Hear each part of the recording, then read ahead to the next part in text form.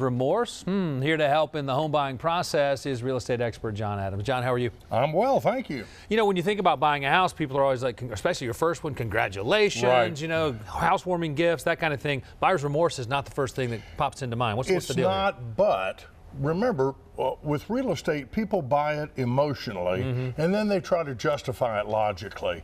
In most cases, that fits, especially if they've done their homework. But a lot of times, we have that emotional impulse, and we say, this is the house. We jump on it. It goes very quickly in a process that sometimes we don't fully understand, and then you're left at home saying, well, wait a minute, what did I do? So with a pair of shoes, you know, we can put those on in the store. Yeah. We can walk around. We can even wear them for a day with Zappos. And even with a car, I saw one the other day. You can drive it for a week. If you don't like it, just bring it back. But with a house, you can't do that. Once you've bought it, you have bought it, and you're stuck with it. And so, you know, that brings that buyer's remorse out, especially first-time home buyers. Yeah, so what can a buyer do? I mean, I imagine research, but... Well, that's it. I think it's real important to rely on a real estate professional's expertise. Remember that the average person only buys a home, once every 5 to 7 years. And by the time you get ready to go through the process again, typically it's completely changed.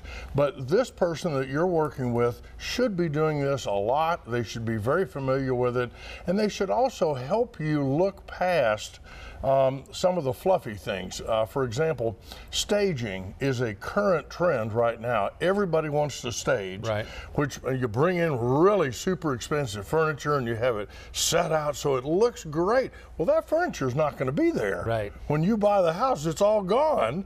And you know, it may have had $50,000 worth of furniture in there, but bingo, now you're just stuck with a bare room. And it can be a real letdown, especially if you fell in love with the decor. So the thing to do, I think, is make sure that you see enough homes so that you can honestly say at the end of the day, based on everything I've seen, I feel confident that one, we'll enjoy living here, and two, this home is fairly priced. And at that point, you've made the right steps, and then you just have to sit back and hope that confidence will kick in. So, I mean, what do you recommend just for buyers to avoid this buyer's remorse? Well, I think it's very important that you create a list of things that you want your family to have. If you need a rec room, make sure that's there, because sometimes that gets overlooked.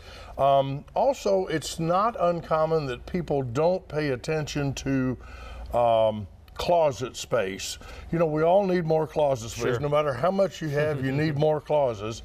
And people, particularly in older homes, tend to underestimate the amount of storage space that they're going to need. We all collect stuff over time. This is why these storage companies are making a fortune right now.